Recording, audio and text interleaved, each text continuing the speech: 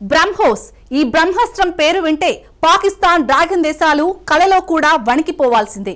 ఎందుకంటే Pakistan గగనతలాన్ని రక్షిస్తున్న China air defence వ్యవస్థలను బ్రహ్మోస్ మస్కా కొట్టించింది.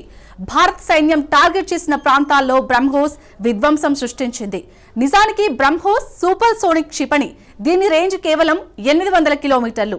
Super sonic బ్రహ్మోస్కే Pakistan dragon దేశాలు భయంతో విలవిలా వణికిపోతే, హైపర్ సోనిక్ బ్రహ్మోస్ యాక్షన్లోకి దిగితే భయంతోనే ఆ రెండు దేశాల గుండెలు ఆగిపోతాయేమో.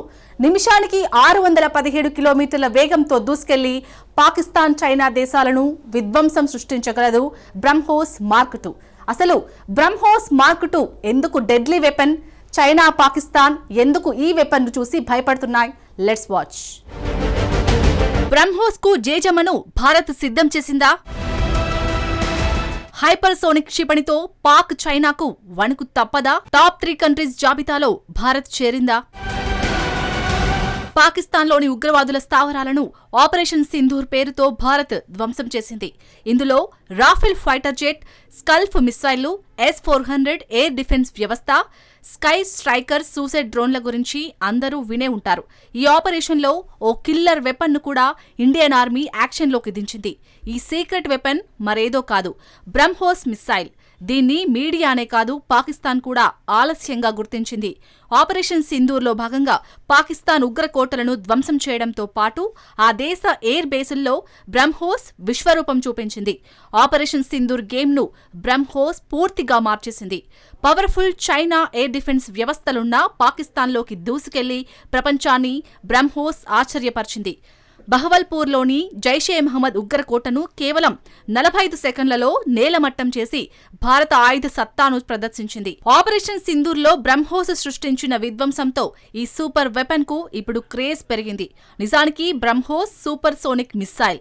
ఇది మార్క్ 3 సూపర్ సోనిక్ వేగంతో లక్ష్యం వైపు దూసుకెళ్తోంది. అంటే ధ్వని కంటే 3 రెట్లు అధిక వేగం అన్నమాట. 800 కిలోమీటర్ల దూరంలోని లక్ష్యాన్ని బ్రహ్మోస్ తునాతునకలు చేస్తోంది. బ్రహ్మోస్ మిస్సైల్ కు సొంత కంప్యూటర్ ఉంటుంది. దీంతో లక్ష్యాన్ని నిర్దేశించి మిస్సైల్ను ప్రయోగిస్తే చాలు. దీనికి ఎలాంటి ఆదేశాలు ఇవ్వాల్సిన అవసరం ఉండదు.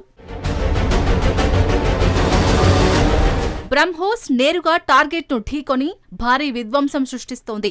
దీని స్ట్రైక్ రేట్ 99.99%. ఈ మిస్సైళ్లను అడ్డుకోలేక పాకిస్తాన్ చేష్టలూడిగి చూస్తుండిపోయింది. బ్రహ్మోసే పాకిస్తాన్లో భారీ విధ్వంసం సృష్టించి డేంజరస్ వెపన్ గా నిలిచింది. ఈ వెపన్ అటు పాకిస్తాన్ను, ఇటు డ్రాగన్ కంట్రీని తీవ్ర ఆందోళనకు గురిచేసింది. అయితే ఈ సూపర్ సోనిక్ మిస్సైల్ కంటే ప్రమాదకరమైన బ్రహ్మోస్ కు జేజమ్మను భారత్ రెడీ చేస్తోంది. అది యాక్షన్లోకి దిగిందంటే దాన్ని శత్రువులు అడ్డుకోవడం అసాధ్యం. బ్రహ్మోస్ సూపర్ సోనిక్ అయితే దీని కొత్త వెపన్ హైపర్ సోనిక్ మిస్సైల్. దీనికి బ్రహ్మోస్ 2 లేదా బ్రహ్మోస్ మార్క్ 2గా DRDO పిలుస్తుంది. 2 వారాల క్రితం హైపర్ సోనిక్ మిస్సైల్ ను DRDO పరీక్షించింది. మార్క్ 5 స్పీడ్ ను అందుకున్న ఈ హైపర్ సోనిక్ మిస్సైల్ ను విజయవంతంగా DRDO ప్రయోగించింది. మాక్ 5 స్పీడ్ అంటే ధ్వని వేగంతో పోలిస్తే 5 రెట్లు అదనం అన్నమాట. సింపుల్ గా చెప్పాలంటే గంటకు 6174 కిలోమీటర్ల వేగంతో దూసుకెళ్తుందన్నమాట. పాకిస్తాన్, చైనా దేశాల్లోని లక్ష్యాలను భారత్ నిమిషాల్లో ధ్వంసం చేయగలదు. నింగిలో దూసుకెళ్లే అత్యంత శక్తివంతమైన ఆయుధాల్లో హైపర్ సోనిక్ మిస్సైల్ ఒకటి. ప్రపంచవ్యాప్తంగా ఇప్పటి వరకు 3 దేశాల వద్ద మాత్రమే హైపర్ సోనిక్ మిస్సైలు ఉన్నాయి. ఆ దేశాలు మరేవో కాదు, అమెరికా, రష్యా, చైనానే. 2 వారాల క్రితం దీర్ఘశ్రేణి హైపర్ సోనిక్ క్షిపణిని ఒడిషా తీరంలోని డాక్టర్ APJ అబ్దుల్ కలాం ద్వీపంలో భారత్ విజయవంతంగా పరీక్షించింది. హైపర్ సోనిక్ మిస్సైల్ పరీక్ష విజయవంతమవడంతో ఇప్పుడు అగ్రదేశాల సరసన భారత్ చేరింది.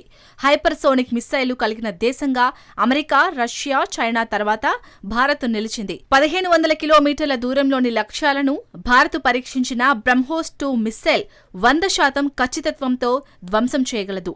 భారత హైపర్ సోనిక్ మిస్సైల్ను ఎలాంటి వార్ హెడ్లైన్ అయినా మోసుకెళ్లేలా రూపొందించారు. అయితే బ్రహ్మోస్ 2 క్షిపణి పరీక్ష విజయవంతమవ్వడం భారత్ ఓ పెద్ద మైలురాయిని దాటిందని రక్షణ శాఖ వెల్లడించింది. ఈ చారిత్రక ఘట్టంతో అత్యాధునిక మిలిటరీ టెక్నాలజీ సాధించిన అతి కొద్ది దేశాల జాబితాలో భారత్ చేరినట్టయిందని రక్షణ శాఖ వెల్లడించింది. ఈ విషయాన్ని ఎక్స్ వేదికలో పోస్ట్ చేస్తూ క్షిపణి పరీక్షకు సంబంధించిన వీడియోను కూడా జతచేసింది. ఇప్పటి వరకు భారత్ సూపర్ సోనిక్ బ్రహ్మోస్ మిస్సైళ్లను రష్యాతో కలిసి తయారు చేసింది. హైపర్ సోనిక్ మిస్సైళ్లను మాత్రం భారత్ స్వదేశీ పరిజ్ఞానంతోనే తయారు చేసింది.